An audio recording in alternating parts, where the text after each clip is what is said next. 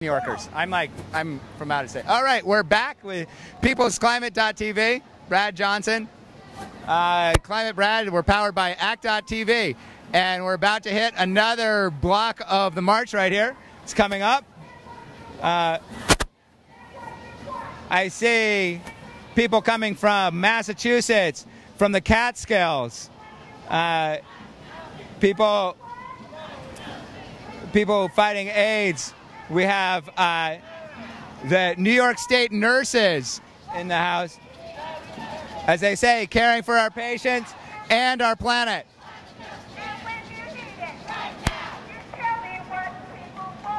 So are you guys nurses here? Why are you out here today? They're out here today for, that was well done. That is how you jump over the, you get over the barrier there. And now we have teachers, hotel trades, more and more labor. You're not in the camera. There's some people who know what to do when there's a camera.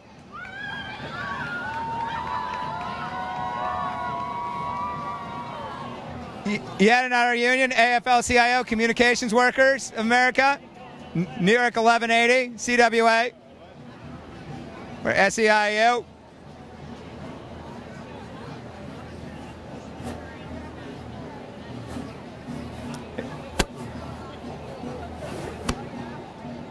So here we are on peoplesclimate.tv. You can see this is just going and going. This march is huge. It's really tremendous. It's like literally the biggest march for climate action that the world has ever seen is here today, here in New York. Now we have the full block of 1199 SEIU, healthcare workers, all stripes, calling for green jobs and a healthy planet. We're going to take a look. All right, we're at Livestream at peoplesclimate.tv.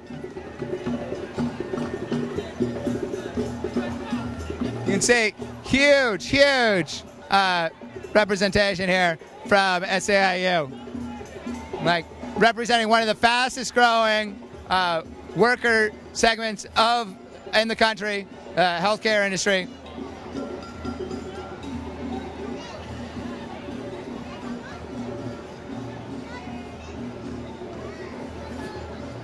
And these are also people who are coming from communities that are on the forefronts of environmental pollution. You're talking about really huge high asthma rates, exposure to air pollution, and unfortunately more and more polluted water across the country. Got more people coming from PSC, workers at CUNY. Yeah, CUNY. Got people from John Jay coming out. All right, we got another little break in the crowd. If you want to take a break, we will come back in a second.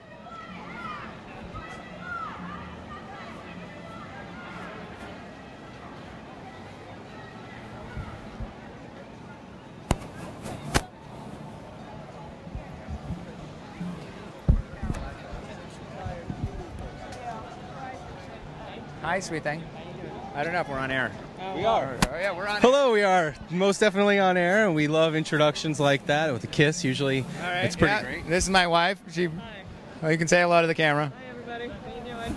There we go. You guys having fun? Were you having fun out here today? Oh yeah, no. I mean, you can see it's like what's pretty crazy because like the sun's coming out, so it just got like a lot hotter here. But you can see there's a lot of people who are willing to turn up the heat here. Definitely. We heard that there's quite a lot more people still to make. Oh yeah, no. Like literally, we haven't. When we were, when Harry and I were out with the mobile rig this morning, we, did not get past this part of the march, and this is really only this is literally the first like 1 or 2 sections of the march. So basically, we're talking. There's probably at least another 100,000 people behind us. Wow. I mean, that is like a really large amount of people that come here. I'm pretty impressed, actually, with people's dedication. I got to talk to a couple people from northern Ohio. It took them 9 hours to get here. Did you find anyone that came that was like from... Oh, yeah. We talked to people from Tennessee, from California, from Florida, from Peru, from from Poland, Nepal, Bangladesh. You know, a lot of the people are people who, they've come from all over the world to like live and work in New York City. But there's also people who have come from Australia. Like that's one thing is that New York City is this global capital, and it really represents all kind of, in many ways, like the human possibility, like the possibility of this whole world coming together. Yeah, I mean, that is exactly what New York is about, the true proverbial melting pot. Yeah. And we are seeing a melting pot of energy to change the world so that we can have a less effect on the environment. Right, or in many ways, we want to like figure out how we can like stop changing the world so much. So it's really about changing ourselves, I think. And it's been really amazing. Like this really does not look like I was out in New York for other marches. I went to Copenhagen when there were big protests, but this is genuinely a very different crowd. And I think fundamentally what it is that you're seeing community after community of people who have their lives, their families, their communities have already been affected by the disasters of global warming and the rise, this super rapid rise in just the last few years of extreme energy, like fracking, like the tar sands development, oil trains. Like this is a huge change in like people's consciousness. I mean, it's unfortunate because we're talking about the time in which global warming was a future problem has passed. And so now it's not just a crisis, it's not just a challenge to protect our children's future, but it's actually one where there are victims, there are people whose lives have been lost, and now we have to act in their honor, and so that we don't have that continue in our future. Looks like we're about to see another good block of the thing. Do you know what this is, this truck that's coming this way? It's a giant biodiesel truck, actually. And I believe it's not only biodiesel, but I believe it's also work with yet another labor union. A labor union, that's cool. Well, I guess we'll wait and we'll see it, and the people at home can watch. And we hope you guys are having fun here at the live stream of the People's Climate March in New York on peoplesclimate.tv. And we'd like to make a big thanks to Brad Johnson for coming and being our host today. All right, and I'm going to keep doing this. I might pass it off back to the other Brad. But I'm going to take a sip of water here. Keep myself going.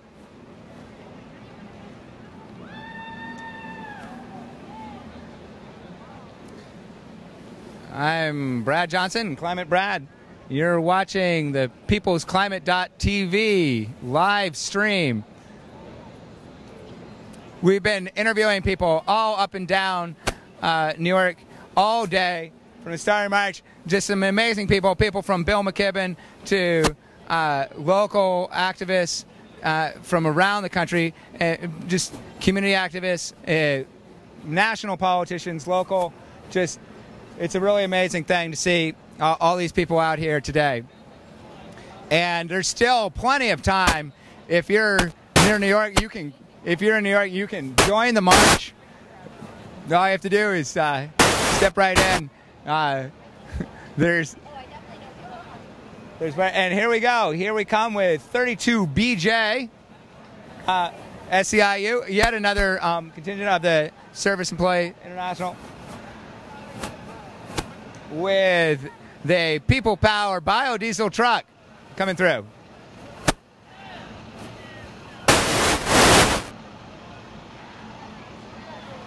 See, it's Tri-State Biodiesel, based in Bronx, New York.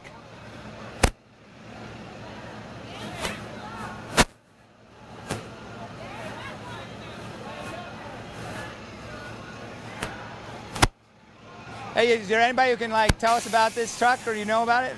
You know anybody who can?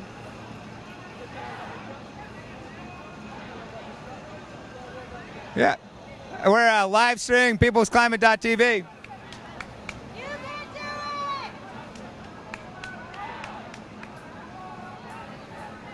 As I say, so the sign says, "We build the future, labor is ready.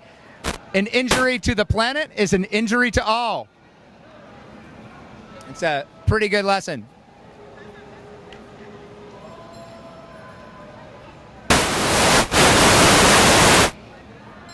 we've got another little gap in the crowd right here. But this is still going. I don't even know what time it is now. It is 2:30. And I'm really quite sure though this is not even like the halfway point of the march here.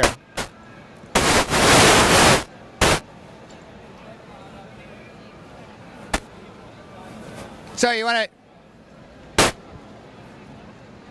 So, yeah, you want to? We're live streaming. You know, she's eating an apple here.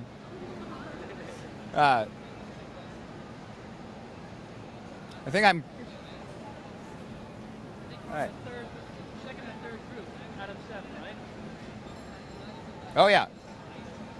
Well, and it's out of 7 official groups, and the last group is everybody. So. Right. That's right. No, there is like literally miles of people behind here. Partly because NYPD keeps on blocking off and letting cross traffic go through.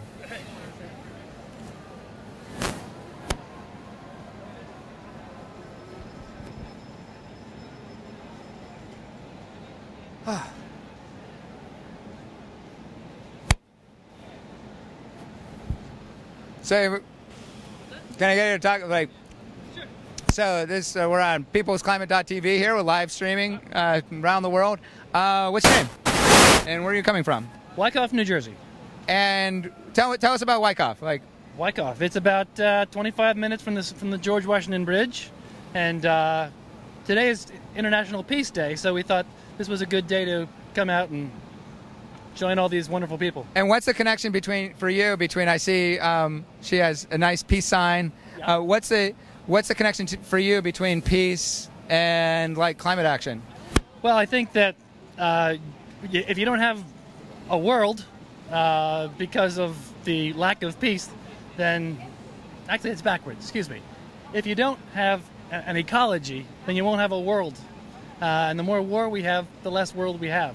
Right. So, I mean, there's like a vicious circle in terms of like just like whether we're on a path of destruction and war or like peace and renewal and protection. Right. We all have to cooperate to keep our world and our ecology going, and we can't do that if we're always fighting. We have to be at peace in order to save our world. And how do you feel about the march today? It's fantastic. We just jumped in with a group that was playing music, and everyone's upbeat. It's very peaceful, and no crimes or violence. It's a very upbeat, positive message we're giving. That's great. What's your name? Natalie. And why are you out here today? To be in the peace march to, I think, change the world to be better. That seems like a pretty good idea. And are you having a good time today? Yeah. Yeah. What do you prefer? Do you prefer like home or do you like New York City? I like New York City. Good. That's the right answer. I'm a big fan of New York. Suburban trader. I'm a big fan of New York. I love this place. There's still a pretty big gap here. So we're just gonna relax. I'm ready for a sandwich. But you can see the crowd coming in again. There's some cranes in the distance and some beautiful. There's really just so much amazing art, sculpture that's been created for this march. It's really kind of astounding. The work that was done. There were these huge warehouses in Brooklyn that you just had hundreds of volunteers putting in hundreds of hours building all of this art. It's a real coming together of creativity and hope here.